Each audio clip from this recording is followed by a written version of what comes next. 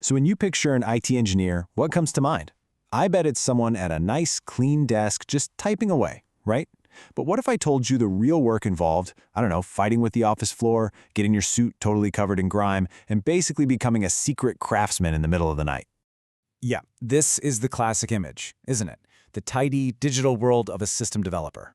But, having managed a bunch of these projects, I can tell you, that image, it's just a tiny, tiny piece of the puzzle. Oh, not even close. The reality on site is so much grittier than that. There's this whole physical world that exists just behind the scenes, holding up all that clean code. And today, we're going to pull back that curtain. To really get this, we have to rewind a bit, back to a time before Wi-Fi was just everywhere. The absolute foundation of any big development project was the physical network, the actual wires. And this is exactly where that clean, simple myth just completely falls apart. You walk in expecting one thing, this perfectly organized setup. Maybe you picture one single, neat blue cable. But the reality that hits you in the face is a chaotic jungle of wires. I mean, yellow, white, old gray cables snaking out from who knows where. Welcome to the job site. And trust me, it gets way more complicated. Picture this, a project with 200 people, all crammed around these makeshift tables. The network is completely maxed out, so you're literally daisy-chaining hubs off of routers just to get everyone a connection. And then, you'll run out of cables. So what do? You don't just go buy more, no, you start building them yourself. That was the reality. Hey, if you're enjoying this peek into the real world of system development, it would be awesome if you could hit that like button and subscribe. We love breaking down the reality behind complex topics just like this one. So, dealing with all these physical challenges, well, it created this strange kind of double life for the engineers on site. It was a complete transformation, from a professional manager during the day to this hands-on craftsman after everyone else had packed up and gone home. During the daytime, it was all business, pure management mode, We were in meetings, talking about progress, tracking issues, on calls with clients. It was the job everyone imagines, super structured, professional, all happening in a bright, shiny office. But when the sun went down and the office finally emptied out, that's when the real work started. The whole vibe shifted, the tie came off, and you suddenly needed a completely different set of skills. This was the transformation right here. You'd be there measuring out and cutting these long spools of LAN cable. Then you'd grab the crimping pliers, carefully snapping the little plastic connectors onto each end.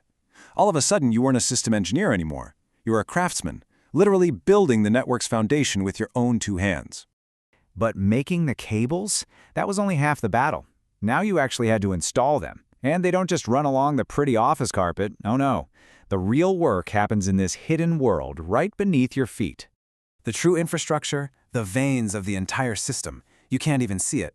It's all routed through this dark, dusty space under the raised office floor. To get to it, you have to physically peel back the layers of the workplace. It felt like a secret mission. Late at night, you're pulling up carpets, lifting these surprisingly heavy floor panels. Next thing you know, you're on your hands and knees, threading the cables you just made through the darkness. And you had to work fast, right? Get everything put back perfectly before morning, just hoping you remembered to tighten all the screws. And of course, sometimes you'd miss one. The next day, you'd hear that classic thud as some unsuspecting colleague stepped right on a loose panel. That sound, and the dirt that was just permanently ground into your suit. Yeah, that was just part of life on the project. So why on earth go through all this? Why get your hands and your suit so filthy when you're supposed to be a manager? Well, because this physical struggle teaches you something really profound about how systems actually work. Something you could never, ever learn from a book. This is the crucial takeaway right here. The best systems aren't built just at a desk. When you physically run the cables yourself, you get that network latency isn't just a number on a screen. It's a physical thing. You understand the real-world limits, and that knowledge is what separates a good design from one that's just bound to fail. We really focus on explaining the why, the deep insights behind the facts. If that's something you find valuable, please take a second to support us with a like and a subscription. It really helps us keep making these explainers for you. Remember that number from the start of our story, 200? Turns out, it's a lot more than just the scale of the project. It's the number of people who, the very next morning, can walk in, plug into the network you secretly built in the dark, and just start their work. It's that moment when all that hidden, physical labor makes a real, tangible impact. And that moment, seeing an entire team of 20 people spring to life because of the infrastructure you physically built, wow, that feeling is everything. It's a sense of true, bone-deep accomplishment that you simply cannot get from writing code alone. Honestly, it's the real appeal of this work. So, I'll leave you with this question to think about. In your own job or your own world, what's the unseen, gritty, hands-on work? The hidden craft that truly makes everything else possible?